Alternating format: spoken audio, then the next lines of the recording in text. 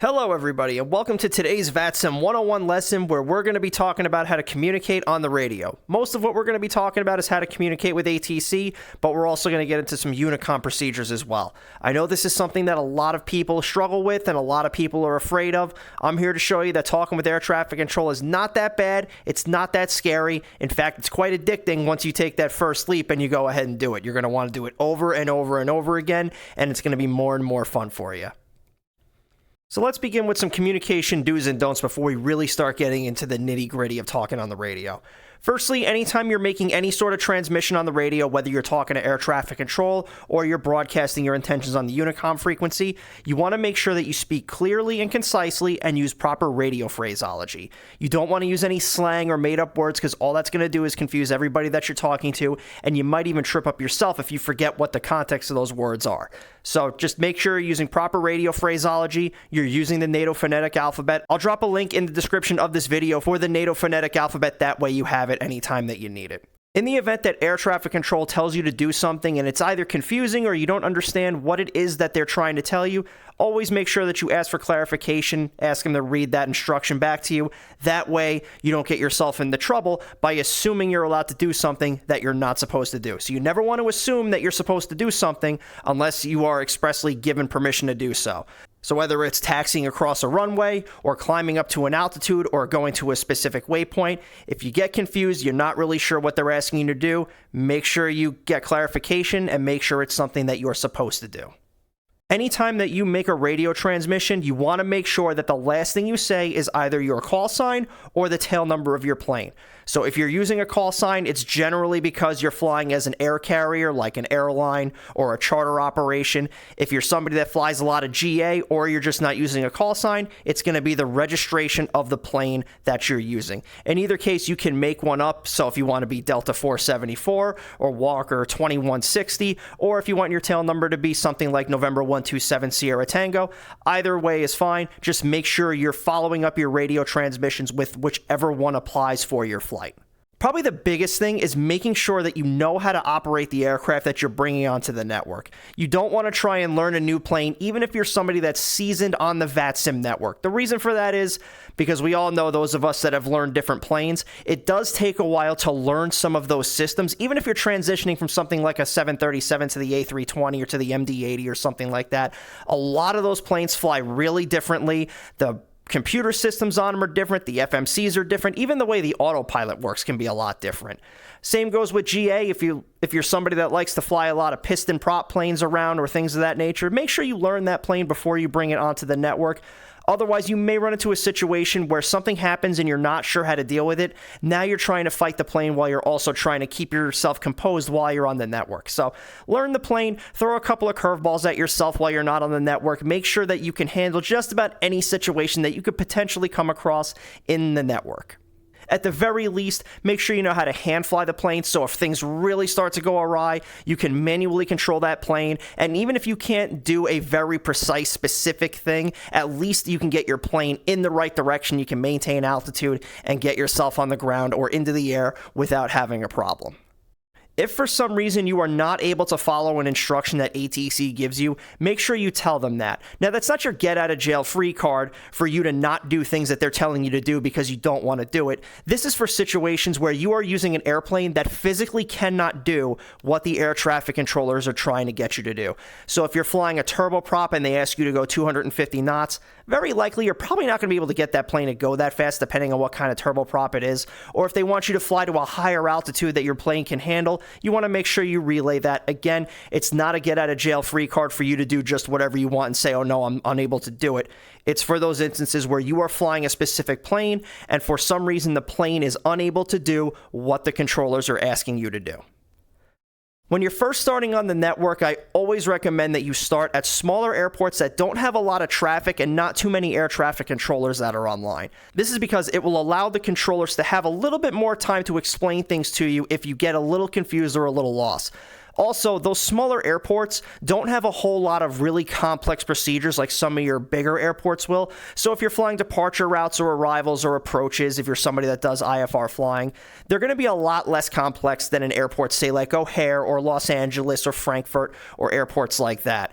So less complex procedures, less traffic, more time for the controllers to help you if you do get yourself into a bind. But don't ask them specific questions about how to fly your plane. Even though a lot of VATSIM controllers do fly as pilots on the network, it doesn't mean that they are well versed in the specific plane that you are using. So if you're having trouble with your plane, you can't figure something out, you're better off going into either the Discord community or the forums or whatever the case is for that specific plane and get your answers there. Air traffic control is not the place to do that.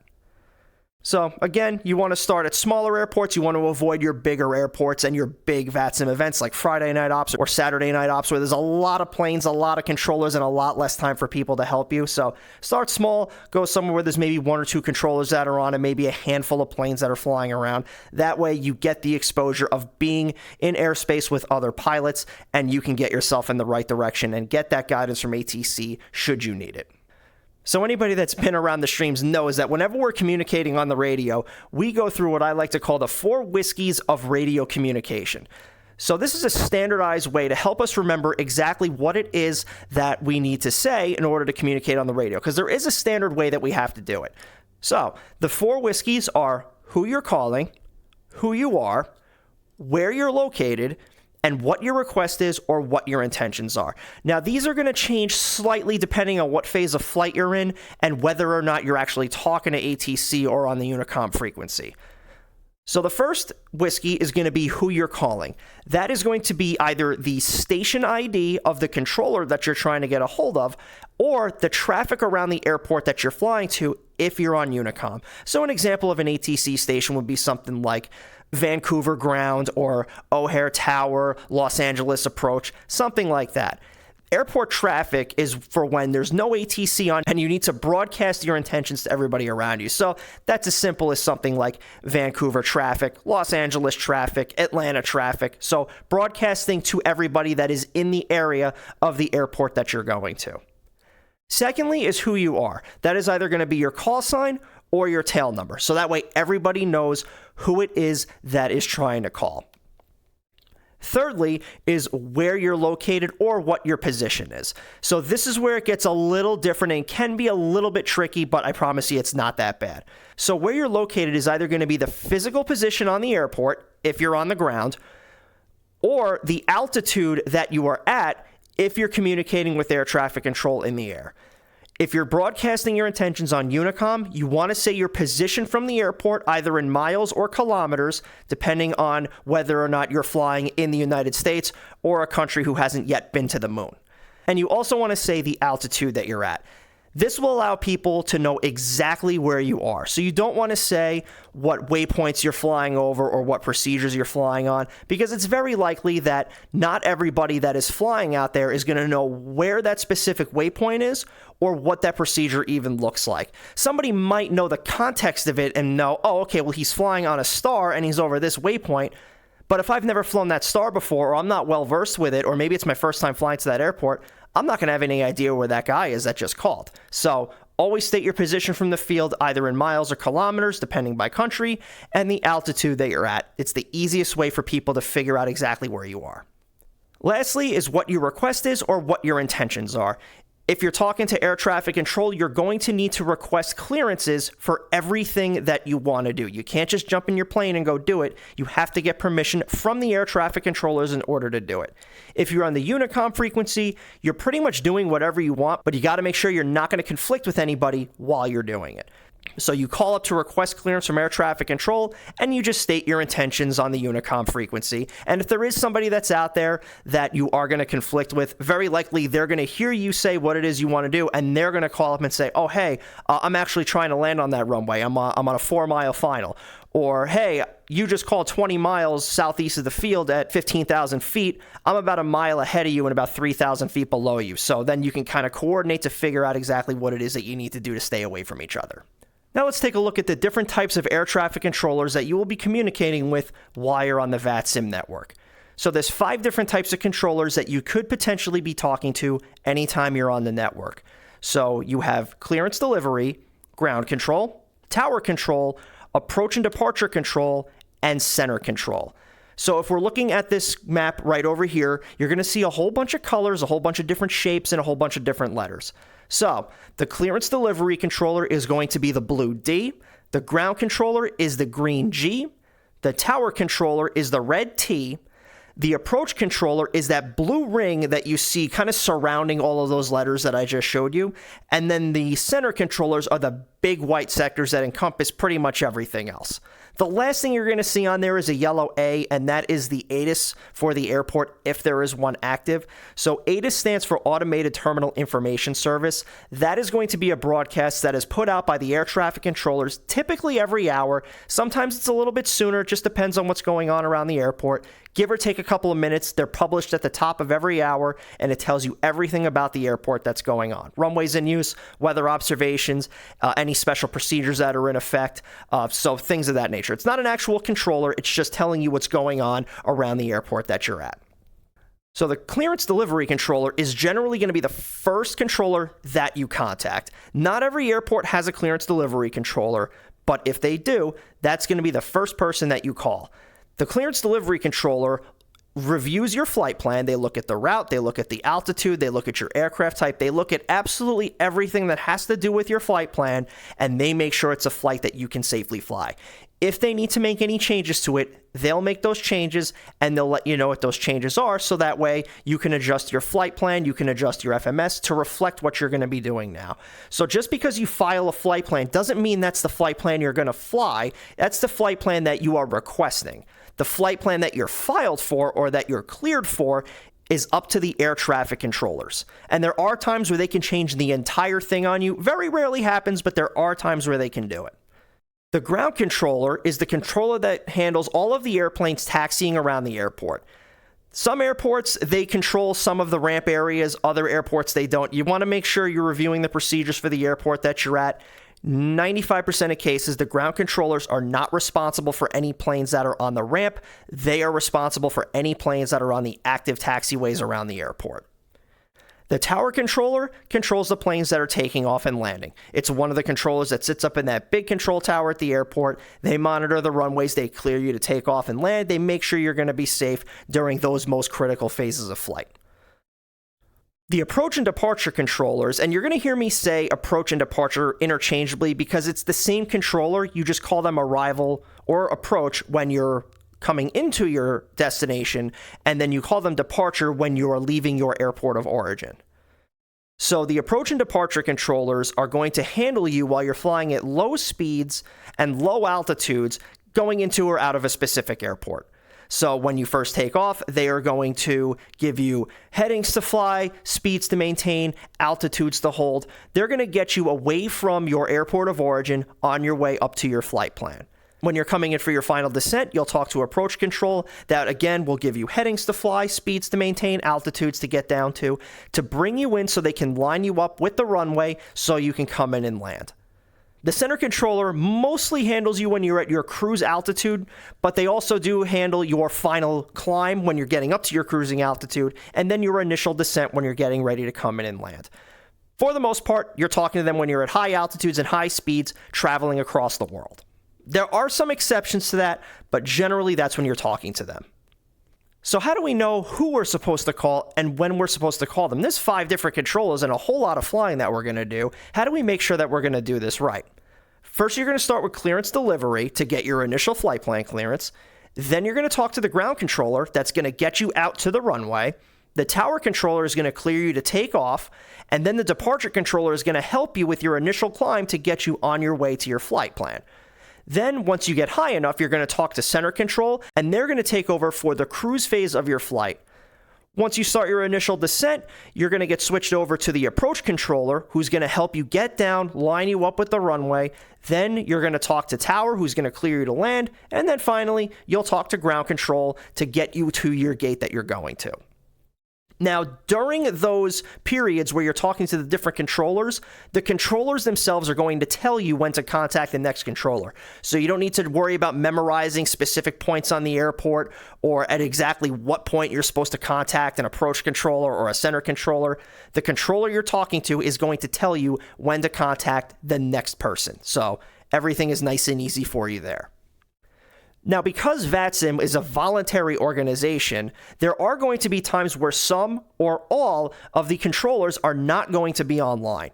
Now, it does get a little bit confusing for those of you that are real-world pilots because the way that VATSIM handles this is not really the way that it's handled in the real world. But VATSIM has implemented what we call a top-down scenario, meaning that the controllers at the very top can substitute for the controllers that fall beneath them if those controllers are not online. And if we look at this graphic over here, I can show you exactly what I'm talking about. So right now we don't have anything that's highlighted, and you can see everything says that there's no service available. Generally, that means we're going to be on the Unicom frequency. Now, let's highlight just the tower controller. So you're going to see here that the tower controller can handle the responsibilities of not only tower control, but ground and clearance delivery control. So if you were at this airport with only the tower, you would contact the tower for your flight plan clearance and your taxi instructions out to the runway, and then finally for your takeoff clearance for you to get on your way. Now you can see where it says approach and center, it says no service. So once you take off, the tower controller is going to switch you over to the Unicom frequency, where now you're going to be following the procedures for Unicom, making those position reports on your way up. Now let's highlight center and tower control. So what we see here is that center control can handle the responsibilities of center control and approach control. Tower is still going to do tower, ground, and clearance. Now, if I deselect tower control, we can see that now the center controller is going to be handling everything. So they're going to handle the clearance, ground instructions, takeoff clearance, our initial climb, and handling us when we're at our cruising altitude. So you can mess with this graphic however you like to see what it is that you're supposed to do. I'll leave this in the description of the video as well, so that way you have this at your disposal whenever you need it, just in case you get a little bit confused and you're not really sure who you're supposed to contact. So let's take a look at some examples of what radio communication is typically going to sound like when you're talking to these different types of controllers. So we'll start with clearance delivery. So right now, let's say we're flying as Delta 63, we're in Atlanta, and we want to go to Chicago O'Hare. And let's also assume that the airport is fully staffed, meaning that every type of controller that can be online is online. So first we need to call up clearance delivery and get permission to fly to O'Hare. So we're going to call up clearance delivery using those 4 whiskeys that we talked about before. So our radio transmission is going to be Atlanta clearance, Delta 63 at gate Alpha 8, requesting IFR clearance to O'Hare. Knocked out all 4 of those whiskeys. We have who we're calling, Atlanta clearance. We have who we are, Delta 63, where we're located, gate Alpha 8, and what our request is. We want our IFR clearance out to O'Hare. All 4 whiskeys. Now, when the controller responds to us to give us our clearance, they use an acronym called CRAFT, and this is what we want to be on the lookout for anytime we get a clearance. So, the acronym CRAFT is our clearance limit, our route of flight, our altitude, departure frequency, and our transponder code. So our clearance limit is going to be, in this case, Chicago O'Hare Airport. 99% of the times, your clearance limit is going to be your destination. If it is not, it's because you're somebody that's not new to VATSIM and you're doing a very specific type of flying that not too many people do. Next is our route of flight. That is how we are going to get from Atlanta to Chicago O'Hare. Next is our altitude, which is usually an initial altitude followed by an expectation to a higher altitude within a certain amount of time after departure. Our departure frequency is the frequency that we are going to contact once we take off and tower tells us to contact departure. Some smaller airports, it's going to be the same frequency every time. It'll only be 1 departure control frequency. Bigger airports like Kennedy or Atlanta or Chicago O'Hare, they have multiple departure controllers and approach controllers that could be working around that area. So at airports like that, depending on which direction you're going once you take off, can determine which one of those controllers you're going to contact. So the clearance delivery controller is always going to tell you what that frequency is rather than the tower controller or the ground controller.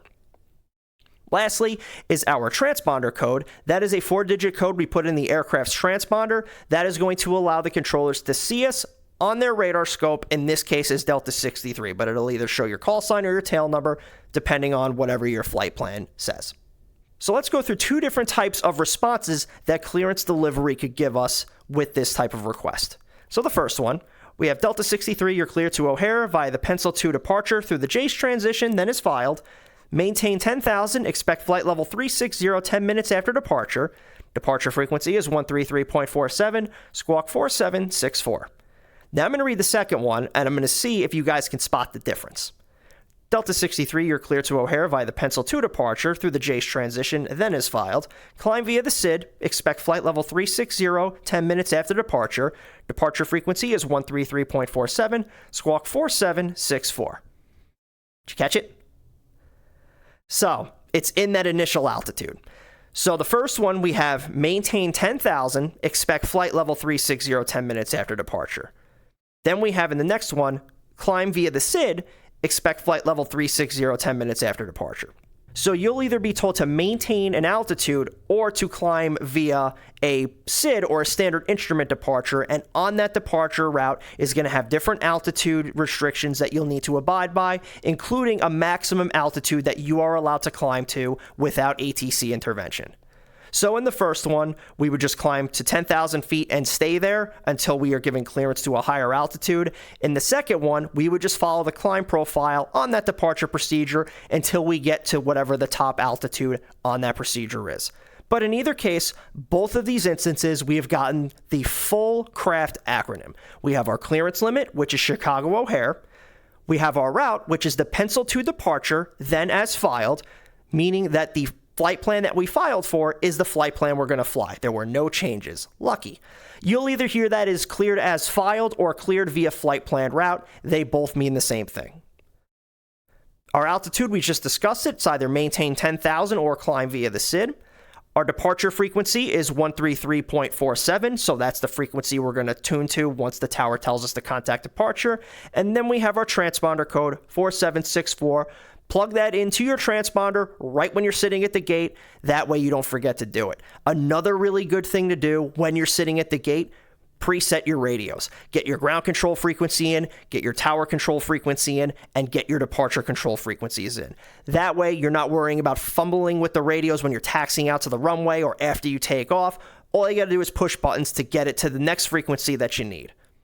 So if your plane has two radios, that's especially helpful because you can put ground into the active frequency on radio 1, the tower frequency in the standby, and then in the active for radio 2, you put in your departure control, and then that standby, you can just kind of leave it at whatever it is, because once you're talking to departure, the next is going to be center control, and you'll have a little bit more time where things are not happening as fast, so you'll have time to kind of, mess with that knob a little bit. So after we contact clearance, next we're going to be talking to ground, and then shortly after that, we will be talking to tower control. So when you call up ground, in some cases, you may be required to call for pushback, and the clearance delivery controller will tell you whether or not you need pushback clearance. If they say call for push, that means you need to call ground control for push. If they say call when ready to taxi, that means you just give the ground controller a call once you're ready to taxi. The only reason you would really need to call for a pushback is if you're pushing back onto an active taxiway in the airport that the ground controller is responsible for. That way you don't just push blindly onto it while somebody's trying to taxi by. The ground controller has full control over what's happening on that taxiway. You don't want to request taxi clearance until you are set and ready to move. So you don't want to call that you're ready for taxi if you're still firing up that second engine or if you're still setting your plane up for your takeoff configuration. You want to get all of that done, and once you're ready to go, you can call up and get your taxi clearance because you don't want to waste any time. If it takes you, 5-10 minutes or whatever to push back, get yourself ready, and then call for taxi, ground control is not going to mind. But what they will mind is if you call them saying that you're ready for taxi, they give you instructions, and now you're sitting there for 5 minutes or 10 minutes because you're still getting things set up. When you call ground control, you also want to tell them what ATIS that you have. So the ATIS is going to have a letter that's attached to it, whether it's Alpha, Bravo, Charlie, Delta, Echo, all the way down the alphabet. So you want to make sure that you have the most up-to-date information. I know I've caught myself a couple of times where it took me a little bit longer to push back and the ATIS information changed, and then I call up and I have the wrong information. So When you're pushing back, just get the ATIS one more time. In the pilot clients, it's easy. You double click on it, gives you a text format right at the very start. It tells you what the information is. That way you have it, and you don't have to worry about ground control telling you to go back and get it. When the ground controller gives you your taxi instructions, you want to read back the entire route, including any hold short instructions that they give you. You will need to repeat back those hold short instructions, and if you don't, the ground controller will tell you, I need you to say the hold short instructions. That is your responsibility as a pilot to make sure that you're not only going to hold short, but that you tell the controller that you are going to be holding short. If you are told to taxi to a runway at a taxiway, it means you are going to take off on the runway from that taxiway. So an example is if you're at O'Hare and you're taking off on 10 left and you're in something like a 737 or a CRJ, they're not going to give you the full length of the runway because it takes a little bit for you to taxi all the way down. Most of the time when I take off out of O'Hare, if I'm taking off on runway 10 left, they're going to have me take off from Delta Delta. So I'm going to taxi up and hold short of runway 10 left on Delta Delta, and that's where I'm going to take off from, not the full length. So an example of that would be Delta 63, runway 10 left at Delta Delta, taxi via Alpha 15 November. I don't even know if that's like the correct taxiway to get there, but you get the idea. So if they, 10 left at Delta Delta, that means you're going to take off on 10 left from taxiway Delta Delta. Once you get closer to the runway, the ground controller is going to switch you to the tower controller. There's two different instructions they might give you. It will either be to contact tower or to monitor tower. If they tell you to contact tower, you switch over to the frequency, and then you call up the tower, you let them know where you're at, and you let them know when you're ready to take off. If they tell you to monitor, that means you're going to switch to that frequency and you're going to listen, but you're not going to say anything. The tower controller will contact you when it's time for you to go. So the tower controller knows that you're going to be monitoring that frequency because that's part of the handoff procedure between those two controllers. And make sure that your pre-takeoff checks are complete. So by the time you get to that number one spot, you want to be ready to go. You don't want to be messing around with your igniters, and you don't want to then be setting your flaps in position or getting your strobe lights on or whatever it is. Make sure all of that is done by the time you get to that number one spot. So when the tower gives you that takeoff clearance, you're ready to go. You're not going to need any time to get all that figured out. Sometimes things happen a little fast where you'll be taxiing down the runway, and before you even get anywhere near close to the runway, you're still kind of messing around and getting some things done. In that case, it's okay to tell the tower, hey, listen, I need another minute or two before I'm going to be ready to go. Still got my checklist to go through, whatever the case is. Tower's not going to harp on you, but if you're going to give them a timeline, make sure you adhere to that timeline. So if you're going to tell them, hey, we need 30 seconds, make sure you're done in those 30 seconds, or at least very close to it. Don't tell them you're going to be done in 30 seconds, and then it takes you 5 minutes to get yourself figured out. So give them a realistic expectation. So let's go through a scenario where we're going to be talking to ground and tower control. So when we first call up ground, our transmission is going to sound like this. Atlanta ground, Delta 63 at spot 1 north with Charlie, requesting taxi for departure. Again, went through all 4 of those whiskeys and made sure that we said the ATIS information, which was Charlie. Atlanta ground is going to respond with our taxi instructions. Delta 63 Atlanta ground, runway 26 left, taxi via Foxtrot, Echo. So we're going to taxi to runway 26 left via Foxtrot and Echo. No hold short instructions that we need to worry about here. And we're just going to repeat that instruction back to them. Runway 26 left via Foxtrot Echo, Delta 63. Nice and simple. As we get closer to the runway, the ground controller is going to tell us to contact the tower controller. And they're going to say, Delta 63, contact Atlanta Tower 119.1. Again, we read that back to them. Contact Tower 119.1, Delta 63. Now we switch over to the tower controller's frequency and we check in with them. So they told us to contact. That means we have to talk. So we switch over to the tower controller's frequency and we just check in. Atlanta Tower, Delta 63 on Echo, taxiing 26 left. Again, telling him that I'm on taxiway Echo so he knows exactly where I am and that we're taxiing for runway 26 left. Once we're ready to go, the tower is going to give us our takeoff instructions. So it's going to sound like this. Delta 63, winds 200 at 7, runway 26 left, cleared for takeoff. So the wind information, the controller tells us that for our information so we know what the winds are doing across the runway. So we can properly put in the correct aileron correction or, rudder inputs, whatever it is that we need to keep our plane straight down that runway and make sure that we don't strike an engine or a wing once we take off. We don't need to repeat back the wind information, just the instruction itself. So we respond, runway 26 left, clear for takeoff, Delta 63. Sometimes they may not be ready for you to take off right away. They might just want to get you in a position so that way once it's time to go, you don't have to taxi out onto the runway and then go. You're already on the runway. This happens a lot when there's a lot of traffic at bigger airports. More specifically, most of the time I see this are at Friday night ops or Saturday night ops or some of those really big well-known VATSIM events where they're really trying to push tin. This is what we call a lineup and wait instruction. For some of you old school guys out there, you may know this as taxi into position and hold. So you're not going to hear taxi into position and hold anymore. That was a thing that the US was doing because, we need to be different. But it's now everywhere in the world. It's a lineup and wait. That means you are going to taxi onto the runway. You're going to face in the direction that you're going to go, and you're going to sit there and wait until you get that takeoff instruction from air traffic control. Once we get that takeoff instruction and we roll down the runway and get our plane into the air, it's going to be time to check in with that departure controller. So when we check in with departure control, there's a couple of things that we have to take into account before we key up that radio and start talking to them. Firstly, you want to make sure that you're not in the middle of doing a whole bunch of different things because the takeoff portion of flight, a lot of things happen pretty much at the same time. You're taking off, you're bringing your gear up, you're getting your flap schedule, you're pulling your throttles back for your climb. There's a lot of things that happen in a very short amount of time, and that's where learning your plane really comes into play. So when you check in with the departure controller, you're going to state the altitude that you're at, and if it applies, the altitude that you're going to be climbing to. If you're at level flight, you're just going to check in with the altitude that you're currently at. You're also going to include any heading, speed, or direct to points that you've been given by the previous controller. So if the tower controller told you turn right heading 280, runway 26 left, clear for takeoff, you want to tell that departure controller that you're on a heading of 280.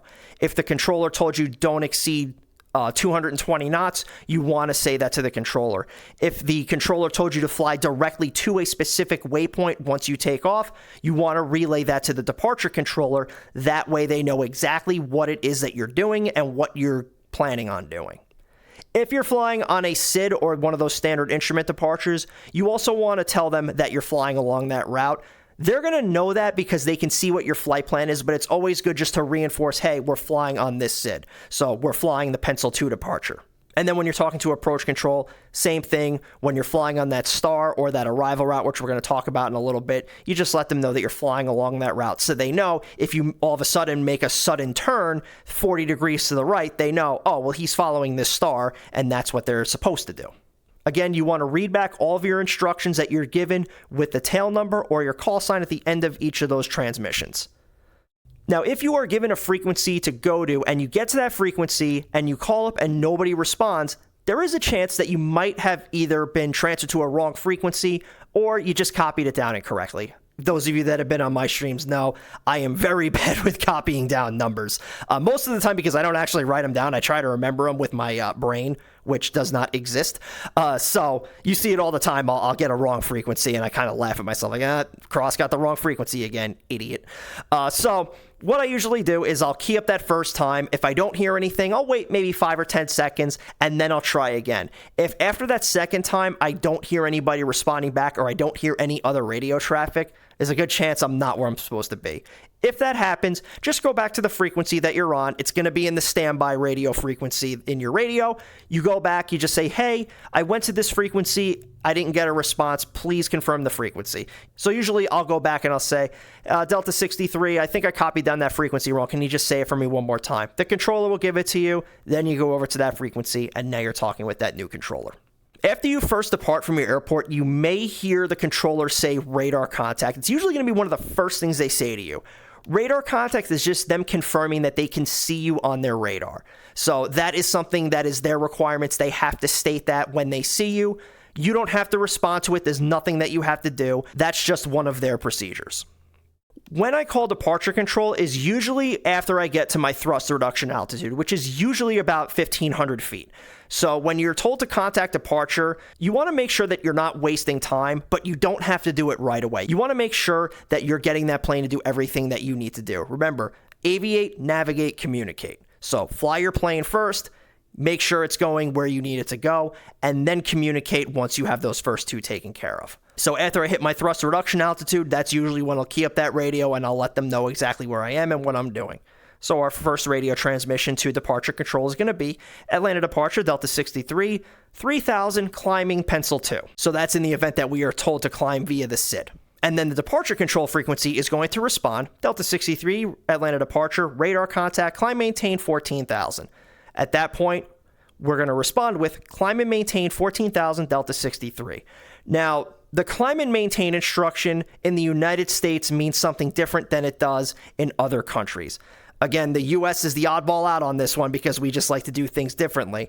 In the United States, if you are told to climb and maintain an altitude, it is an unrestricted climb to that altitude. Same thing for a descent. If you're told to descend and maintain, it's an unrestricted descent, meaning that if there are any altitude restrictions in front of you, you don't have to abide by those. You can climb directly to the altitude that you've been given. So if we're flying on the Pencil 2, we're told to climb and maintain 14,000, but in front of us is a waypoint that says we can't go above 7,000. We don't need to worry about that. We go right up to 14,000. Everywhere else in the world, if you're told to climb and maintain the altitude, but you are not told it's unrestricted, then you would be required to abide by all altitude restrictions on your way up. So again, in the United States, it's unrestricted. In other countries, you have to specifically be told it is an unrestricted climb.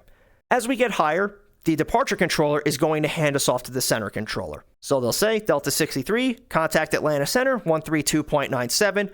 We repeat back, contact Atlanta Center 132.97, Delta 63.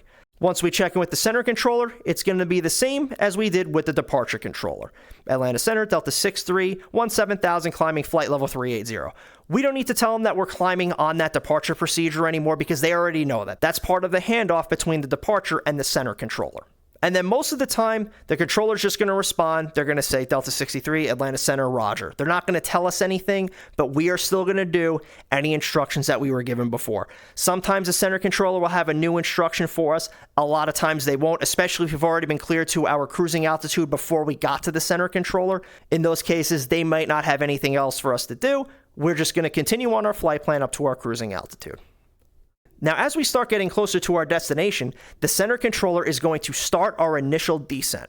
So there's a couple of different ways that they can do it. Most of the time, if you are going to be flying on an arrival route or standard terminal arrival route, otherwise known as a STAR, they might start out by telling us to descend via the arrival, meaning that we are going to descend on that profile on the arrival, abiding by all speed and altitude restrictions that are on there. If the airport you're flying to doesn't have any arrival routes, they'll usually just start giving you step climbs down, meaning they'll tell you to go to one altitude. Once you get there, they'll have you descend to another altitude until you get into approaches sector, and they hand you off to that approach controller.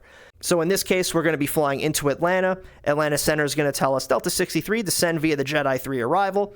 And then we just repeat back, descend via the Jedi 3 arrival, Delta 63.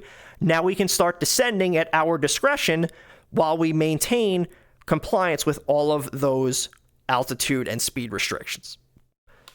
So if you're told to descend via the arrival, the descent is at your discretion. And sometimes they'll give you a crossing altitude. One of the ones I'm very familiar with is flying into Atlanta is when you're flying on the Aussie 1, they'll say cross Aussie at maintain 12,000. So again, that's going to be descending at your discretion, but you're going to want to cross that waypoint at the altitude that they give you. It's not an instruction that you get all of the time. Again, that's really at your bigger airports with really complex arrival and departure routes. But if you do hear that, that's what it means. You can descend at your discretion and cross that specific point at that altitude. Once we get closer to approach control's airspace, the center controller is going to hand us off to the approach controller. Once we check in with the approach controller, again, we're going to want to check in. We'll tell them what arrival we're flying on, if there is an arrival that we're flying on, and any previous instructions from that previous controller. So if we were told to descend and maintain a certain altitude, or if we were given a speed restriction, you want to communicate with that the approach controller, just in case you're doing something that is not typical that the approach controller may see. If you tell them, we're on a speed restriction at 280 knots or descending down to 10,000, they know exactly what we're going to be doing. The approach controller is going to be the controller that tells you what approach you're going to be flying into your destination. The center controller does not do that. I know I hear it on the radio a lot where people will ask a center controller, hey, do you know what runway they're landing at O'Hare or what runway they're landing at in Atlanta? And I know why people ask that. It's because they want to get their flight management systems updated with the approach they're going to fly. And some airplanes, they don't let you put in the arrival routes without putting in the runway. So in those cases, the ATIS is going to tell you, if nothing else, what direction you're going to be landing in. So if you're going to O'Hare, the ATIS is probably going to say something like landing runways 9 right, 10 left, and 10 center. So you're not really going to know what runway you're going to land on until you get into approach's airspace. The center controller is not going to know which one of those runways, but at least you can put in your arrival for the direction of flight that you're going to be landing. So, for example, in the 737, the arrival will be the name of the arrival with runway 10B, meaning that it applies to all 10 labeled runways. In either case, some flight management systems are different, but at least you know what direction they're landing and what part of that star you're going to be flying.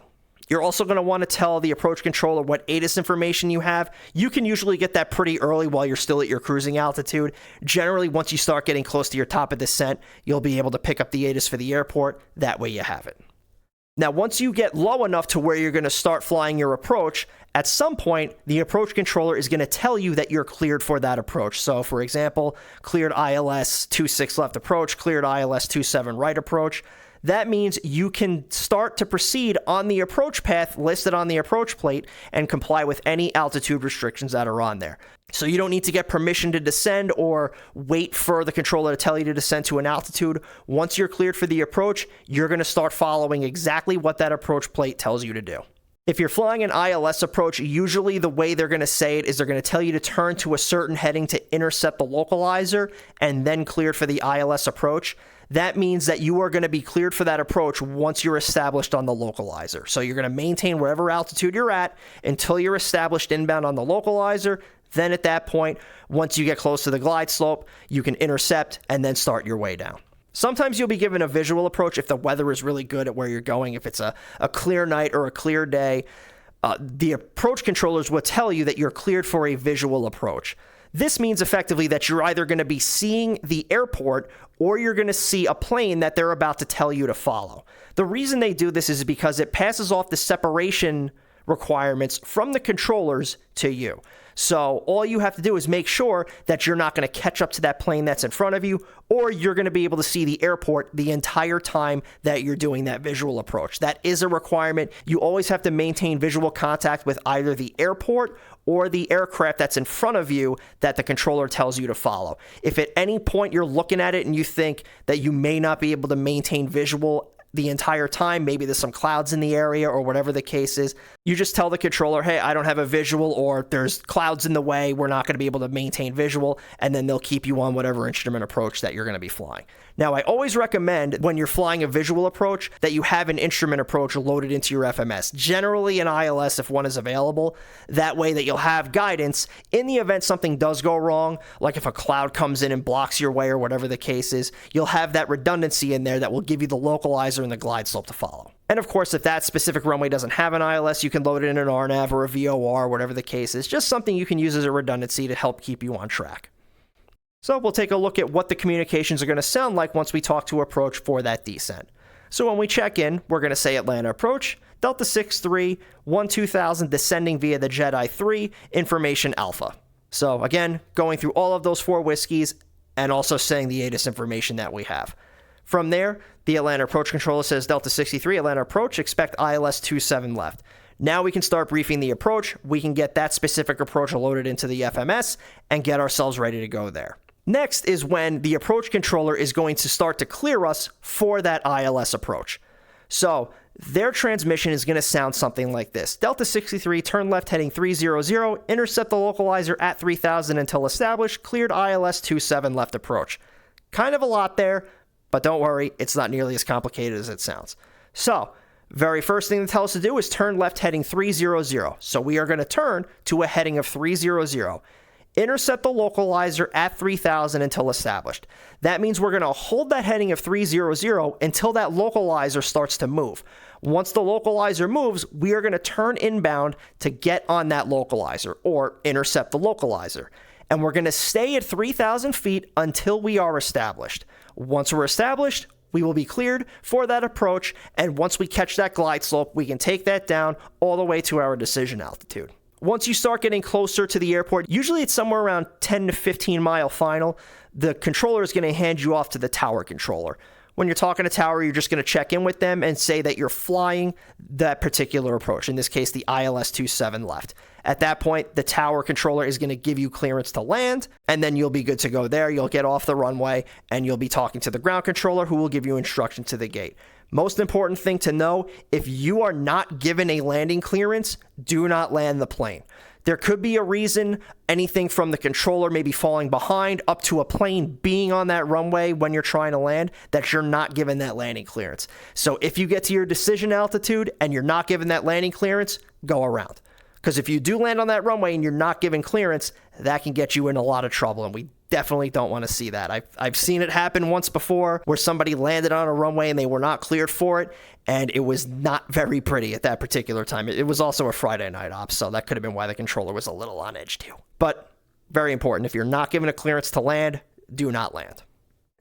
All right, so that's going to wrap up everything for today's lesson. Thank you so much for tuning in today. Really appreciate you all coming out here with your willingness to learn. If you do have any questions, you can feel free to leave your questions in the comment section. Again, I do have some helpful links in the description of this video to help those of you that are just getting started on the network. Thank you once again for tuning in, everybody. And until next time, this is Cross Hyperu signing out.